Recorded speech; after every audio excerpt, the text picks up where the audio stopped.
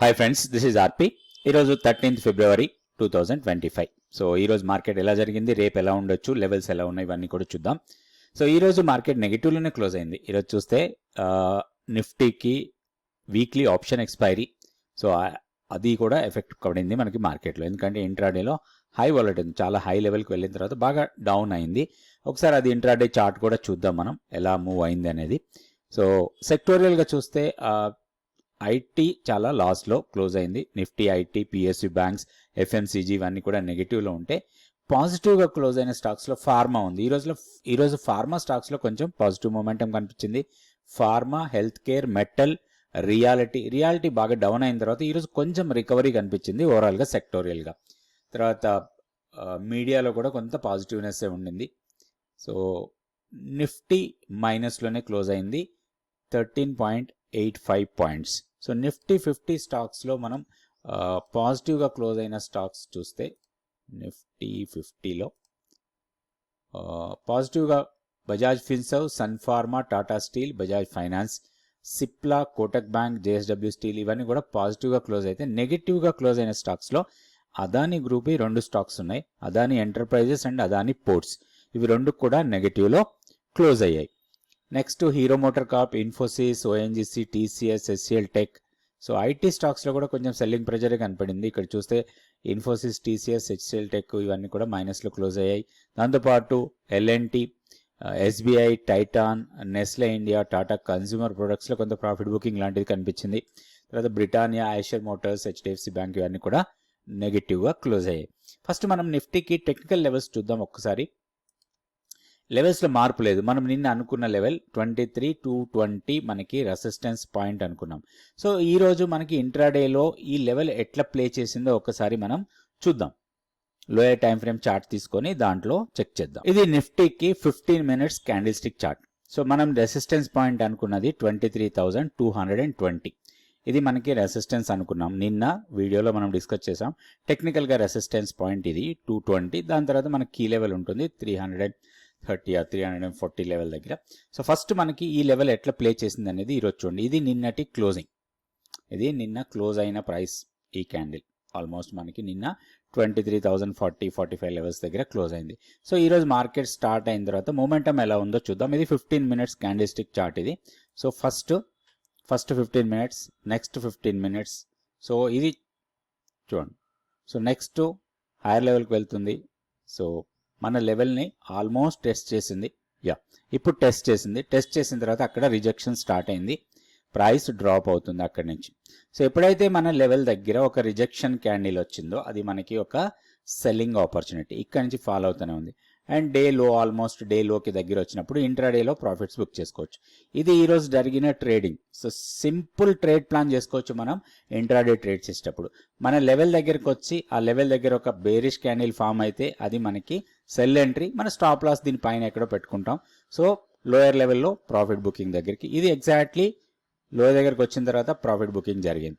So ఇట్లా మనం simple trade ప్లాన్తోని trade చేసుకోవచ్చు ఇండెక్స్లో. అయితే ఇప్పుడు ఇది నిఫ్టీకి చూసాం. సో రేపటికి నిఫ్టీ ఎలా ఉండొచ్చు ఒకసారి లెవెల్స్ చూసుకుందాం. ఓవరాల్గా బయాస్ నెగిటివ్ ఉంది కాబట్టి మనం బై సైడ్ కన్నా కూడా షార్టింగ్ సైడ్ ఉంటేనే మనకి ప్రాఫిట్స్ ఎక్కువ వచ్చే అవకాశాలు ఉంటాయి. సో ఈరోజు చూసాం మనం ఎట్లా మన లెవెల్ ప్లే అయింది అనేది. సో ఇక్కడ చూస్తే మనకి 23,380 మనకి లెవెల్, ఇది స్ట్రాంగ్ రెసిస్టెన్స్. సో ఇప్పుడున్న లెవెల్స్ ప్రకారం సేమ్ మనకి 23,220 ఇమీడియట్ రెసిస్టెన్స్. అయితే ఇది హైయర్ లెవెల్ నుంచి ఫాల్ అయింది. ఈరోజు క్లోజింగ్ డే లో దగ్గర అయింది. మేబీ ఇంట్రాడేలో కొంచెం డౌన్ సైడ్కి రావచ్చు. సపోర్ట్ పాయింట్ 22,825 or 830, ఆ లెవెల్ మాత్రం చాలా క్రూషియల్ లెవెల్ లాగా ఉంటుంది. మనం గతంలో కూడా అనుకున్నాం.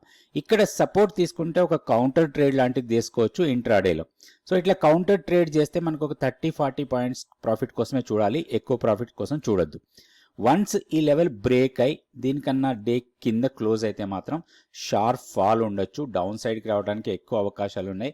మనకి నెక్స్ట్ మనకి పెద్దగా సపోర్ట్ పాయింట్స్ లేవు. అరౌండ్ 22,000 ఫస్ట్ సపోర్ట్ లాగా ఉంటుంది. బ్రేక్ అయితే 21,870.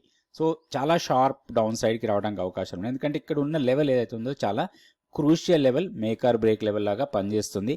అది బ్రేక్ అయితే ఫాస్ట్గా ఫాల్ అవుతుంది. సో లెవెల్స్ చూసుకొని దీంట్లో మనం ట్రేడ్ చేసుకోవచ్చు. ఇది నిఫ్టీ. నెక్స్ట్ మనం బ్యాంక్ నిఫ్టీ లెవెల్స్ చూద్దాం. ఇది bank Nifty daily candle stick chart. So నిన్న వీడియోలో అనుకున్నాం ఇది మనకి స్ట్రాంగ్ రెసిస్టెన్స్ జోన్ అని 49,700 నుంచి 49,900 monthly pivot and weekly pivot. Same scenario కనిపించింది మనకి నిఫ్టీలో. ఎలా అయితే బ్రేక్ డౌన్ అయ్యి బేరిష్ క్యాండిల్ వచ్చిందో అక్కడి నుంచి ఫాస్ట్గా ఫాల్ అయింది. ఇది కూడా అట్లనే జరిగింది. మనం కావాలంటే 15 మినిట్స్ చార్ట్ ఒకసారి మనం చెక్ చేసుకోవచ్చు. బ్యాంక్ నిఫ్టీ కూడా ఇది bank Nifty 15 minutes candle stick chart ఇది. సో ఇక్కడ చూస్తే మనకి ఇది నిన్న క్లోజ్ అయింది. ఈ రోజు మార్కెట్ ఓపెన్ కాకముందు ఫస్ట్ క్యాండిల్ రాలేదు ఇంకా. సో ఇది 49,526 ఎస్టర్డే క్లోజింగ్ ప్రైస్. సో ఈరోజు మార్కెట్ ఓపెన్ అయిన తర్వాత ఇది మనం అనుకున్న రెసిస్టెన్స్ జోన్. సో ఓవరాల్గా ట్రెండ్ వీక్ ఉంది కాబట్టి రెసిస్టెన్స్ జోన్ దగ్గర బేరిష్ క్యాండిల్ వస్తే మనం ఒక షార్ట్ ఎంట్రీకి ప్లాన్ చేయొచ్చు అనుకున్నాం. సో ఇక్కడ మనకి జోన్ పెద్దగా ఉంది 49,700 49,900. ఈ జోన్లో మనం ఎలాంటి ట్రేడ్ తీసుకోవద్దు. అయితే జోన్ బ్రేక్అవుట్ అన్న కావాలి, లేదా ఇక్కడ రిజెక్షన్ అయ్యి డౌన్ సైడ్కి వెళ్తే మనం ఒక షార్ట్ ఎంట్రీ కోసం ప్లాన్ చేయొచ్చు అనుకున్నాం. సో ఈ రోజు మార్నింగ్ ఓపెన్ అయిన తర్వాత చూడండి, ఫస్ట్ క్యాండిల్ జోన్లో టచ్ అయ్యి ఎమ్మటే కిందకు వచ్చింది. తర్వాత సో ఇక్కడ మనకి ఆల్మోస్ట్ మనకి ఈ జోన్ని క్రాస్ చేసి కింద బేరిష్ క్లోజింగ్ అయ్యింది. ఇదే మనకి ఎంట్రీ పాయింట్. సో ఎప్పుడైతే ఇట్లా బేరిష్ క్యాండిల్ వచ్చిందో ఇది ఎంట్రీ పాయింట్. కొంచెం కన్జర్వేటివ్ అనుకున్నా కానీ మనకి ఫర్దర్గా డౌన్ అవుతుంది. సో ఇక్కడి నుంచి వెళ్ళింది. ఇక్కడ మనం షార్ట్ ఎంట్రీ తీసుకుంటే జోన్ పైన మన స్టాప్ లాస్ ఉంటుంది. సో ఎప్పుడైతే ఇక్కడ జోన్ పైకి వెళ్లకుండా రివర్స్ వచ్చిందో ఇది మనకి మంచి ప్రాఫిట్ ఇచ్చింది. ఇక్కడ చూస్తే మనకి 49,690. ఓకే, ఇప్పుడు క్లోజింగ్ వచ్చి 49,340. సో ఎందుకు ఇక్కడ అంటే ఇక్కడ మళ్ళీ సపోర్ట్ ఏరియాస్ ఉన్నాయి కాబట్టి ఈ లెవెల్ దగ్గర కొంత కన్సాలిడేట్ అయింది, క్లోజింగ్ అయింది. సో ఇట్లా మనం సింపుల్ లెవెల్స్ పెట్టుకొని ఇంట్రాడే ట్రేడింగ్ కూడా చేసుకోవచ్చు ఇండెక్స్లో, నిఫ్టీ అండ్ బ్యాంక్ నిఫ్టీ. అయితే ఆప్షన్స్లో ట్రేడ్ చేసే వాళ్ళు ఆప్షన్ క్యాలిక్యులేటర్ యూజ్ చేసి లెవెల్స్ పెట్టుకొని లెవెల్స్ ప్రకారం చేసుకోవచ్చు. సో రేపటికి లెవెల్స్ చూస్తే మనకి రేపటికి బ్యాంక్ నిఫ్టీలో సేమ్ లెవెల్సే వర్కౌట్ అయితే మనకి పెద్దగా ప్రాబ్లం ఏం లేదు. ఇందులో ఒక్కటి మన కీ లెవెల్ ఇంపార్టెంట్ 49,780 దగ్గర ఉంటుంది మన కీ లెవెల్. సో ఇక్కడ మనకి డ్రా చేయలేదు. 49,780 మన కీ లెవెల్, అంటే 700కి 900కి మధ్యలో. సో ఇక్కడ కీ లెవెల్ అంటే కీ లెవెల్ కన్నా పైన క్లోజ్ కావాలి. 49,900 మన వీక్లీ పివోట్ ఉంది, 49,700 మంత్లీ పివోట్ ఉంది. చాలా important level monthly pivot. And more over మనకి cluster of moving average 10 and 20 moving average కూడా ఇదే ఏరియాస్లో ఉన్నాయి. అవన్నీ కూడా మనకి రెసిస్టెన్స్ పాయింట్సే. ఓవరాల్గా ఫాలింగ్ ట్రెండ్ లైన్ ఉంది. సో ఇక్కడ మనం ట్రెండ్ లైన్ తీసుకున్నా కానీ ఇది falling trend line. So higher level నుంచి డౌన్ అవుతానే ఉంది. సో ఈ ట్రెండ్ లైన్ బ్రేక్అవుట్ అన్నా కావాలి, లేదా ఫర్దర్గా ఇంకా వీక్ అయ్యి డౌన్ సైడ్ కన్నా వెళ్ళాలి. ఇప్పుడున్న సెనారియోలో మనకి ఫస్ట్ సపోర్ట్ ఉండొచ్చు ఇక్కడ సమ్వేర్. ఇక్కడ సపోర్ట్ తీసుకోవచ్చు మనకి ఈరోజు ప్రీవియస్గా 1 day బిఫోర్లో ఇది 49,190 or 195 లెవెల్. ఇక్కడ కొంత టెక్నికల్గా సపోర్ట్ తీసుకోవచ్చు, కానీ వన్స్ ఇది బ్రేక్ అయితే మాత్రం 48,900 వరకు వెళ్ళడానికి అవకాశాలు ఉన్నాయి. సో ఇట్లా లెవెల్స్ చూసుకొని మనం ట్రేడ్ చేయొచ్చు. పొజిషనల్గా ట్రేడ్ చేసేటప్పుడు ఇంకా 48,900 బ్రేక్ అయితే పూర్తిగా డౌన్ సైడ్కి వెళ్ళచ్చు. ఇక్కడ ఉన్న ఆ గ్యాప్ ఏరియా ఫిల్ చేసి ఇంకా ఫర్దర్గా డౌన్కి వెళ్ళడానికి అవకాశాలు ఉన్నాయి. పొజిషనల్గా మనం షార్ట్ సైడ్లోనే ఉన్నాం ఇప్పుడైతే. ఎక్కడ కూడా మన కీ లెవెల్ని బ్రేక్ చేస్తేనే మనం పొజిషనల్గా లాంగ్ సైడ్కి వెళ్తాం, అదర్వైజ్ షార్ట్ సైడ్లోనే ఉంటాం. సో ఇప్పుడు మనం చూడాల్సిన లెవెల్స్ ఏంటంటే హైయర్ లెవెల్కి వస్తే అగైన్ మనకి షార్టింగ్ ఆపర్చునిటీ. సో లోయర్ లెవెల్లో ప్రాఫిట్ బుకింగ్ కోసం చూడాలి. సో ఇది బ్యాంక్ నిఫ్టీ. సో మనం ఒకసారి స్టాక్ ఫ్యూచర్స్ యాక్టివిటీ కూడా ఒకసారి చెక్ చేద్దాం. స్టాక్ ఫ్యూచర్స్ కన్నా ముందు సెన్సెక్స్ గురించి కూడా చూద్దాం. సెన్సెక్స్ కూడా లెవెల్స్ ఎలా ఉన్నాయి. నిన్న వీడియోలో కూడా మనం సెన్సెక్స్ లెవెల్స్ తీసుకున్నాం. ఈరోజు కూడా మనం సెన్సెక్స్కి లెవెల్స్ తీసుకున్నాం. సేమ్ సెన్సెక్స్లో కూడా నిఫ్టీ లాగానే జరిగింది. మీరు చూస్తే ఇక్కడ క్లియర్గా మనం నిన్న అనుకున్న రెసిస్టెన్స్ పాయింట్స్ 76,780, 77,060, దాని తర్వాత 77,220 ఇవన్నీ రెసిస్టెన్స్ పాయింట్స్ అనుకున్నాం. ఈరోజు ఫస్ట్ రెసిస్టెన్స్ దగ్గరనే రిజెక్షన్ వచ్చింది. సో ఇప్పుడు ఇమ్మీడియట్ రెసిస్టెన్స్ మనకి అంత దూరం అక్కర్లేదు, దగ్గరలోనే కనబడుతుంది. సో ఇప్పుడు ఇమ్మీడియట్గా మనం రెసిస్టెన్స్ పాయింట్ చూస్తే ఇదే మనకి ఫస్ట్ రెసిస్టెన్స్ లాగా ఉంటుంది. 76,430 ఫస్ట్ రెసిస్టెన్స్. దాన్ని బ్రేక్ చేసి పైకి వెళ్తే నెక్స్ట్ 76,768 ఆర్ 76,780 ఆ లెవెల్స్ రెసిస్టెన్స్ లాగా ఉంటాయి. దాని తర్వాత 77,220 ఇవి రెసిస్టెన్స్ పాయింట్స్. మనకి హైయర్ లెవెల్లో సెల్లింగ్ ప్రెజర్ వస్తుంది. మనకి ఏదైనా పుల్ బ్యాక్ వచ్చి ఈ లెవెల్స్కి వస్తే అక్కడ మనం షార్టింగ్ ఎంట్రీ కోసం ప్లాన్ చేసుకోవచ్చు. లోయర్ లెవెల్లో అగైన్ సపోర్ట్ పాయింట్స్ సేమ్, నిన్న అనుకున్న సపోర్ట్ పాయింట్సే 75,680, 75,370. సో ఇట్లా లెవెల్స్ చూసుకొని మనం సెన్సెక్స్లో కూడా ట్రేడ్ చేసుకోవచ్చు. ఒకసారి మనం స్టాక్ ఫ్యూచర్స్ యాక్టివిటీ చూద్దాం. ఈరోజు స్టాక్ ఫ్యూచర్స్ యాక్టివిటీ చూస్తే షార్ట్సే ఎక్కువ ఉన్నాయి లాంగ్స్ కన్నా కూడా. షార్ట్ బిల్డప్లో 112 స్టాక్స్ ఉంటే లాంగ్ బిల్డప్లో 82 ఉన్నాయి, షార్ట్ కవరింగ్లో 23 అండ్ లాంగ్ అన్వైండింగ్లో 11 స్టాక్స్ కనబడతా ఉన్నాయి. ఓవరాల్గా బేరిష్నెస్సే కంటిన్యూ అవుతా ఉంది మార్కెట్స్లో. సో మనకి స్టాక్ ఫ్యూచర్స్ డేటాలో కూడా అదే కనబడతా ఉంది, కంటిన్యూస్గా బేరిష్నెస్సే కనపడుతుంది. ఒకసారి ఎఫ్ఐ డేటా కూడా తర్వాత చూద్దాం. సో ఇక్కడ లాంగ్ బిల్డప్లో ఉన్న స్టాక్స్లో ముతూట్ ఫైనాన్స్ టాప్లో ఉంది. ఈరోజు కొంచెం ఫైనాన్స్ టాప్స్ బజాజ్ ఫిన్సర్వ్ కానివ్వండి, బజాజ్ ఫైనాన్స్, ముతూట్ ఫైనాన్స్, వీటిలో కొంత చోలా ఫైనాన్స్, ఇవన్నీ కూడా కొంత పాజిటివ్గా క్లోజ్ అయ్యాయి.